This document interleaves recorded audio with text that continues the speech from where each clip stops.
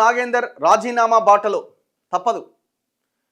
దానం నాగేందర్ రాజీనామా చేసే ఆలోచనలో ఉన్నారట. ఇది ఇప్పుడు కాదు మనం చెప్తున్నది, వీళ్ళు ఇప్పుడు రాశారు. కానీ దాదాపుగా మనం 6 నెలల నుంచి మొత్తుకుంటూనే ఉన్నాం.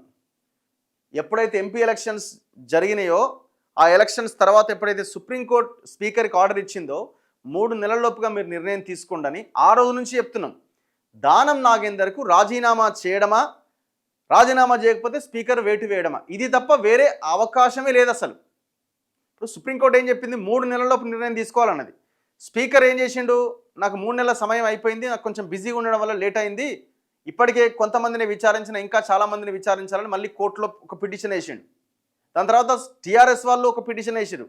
కోర్టు మీరు చెప్పిన 3 నెలల గడువు మించిపోయింది, ఆయన నిర్ణయం తీసుకుంటలేడు, కోర్టును ధిక్కరించిండు కానీ కంటెంప్ట్ వేసారు. అప్పటికే స్పీకరు 2 నెలల సమయం ఇవ్వండి, నేను నిర్ణయం తీసుకుంటా, ఇంకొక 2 months ఇవ్వండి అని. మొత్తానికి కోర్టు ఏమన్నది, కోర్టు చాలా సీరియస్ అయింది స్పీకర్ మీద. ఏడ ఉండాలనుకుంటున్నారు, January 1 ఏడ చేసుకుందాం అనుకుంటున్నారు, మీకేం సపరేట్ గైడ్లైన్స్, సపరేట్ నిబంధనలు ఏం లేవు, మేము 3 నెలలలోపు నిర్ణయం తీసుకోమన్నాం, ఎందుకు లేట్ అయింది?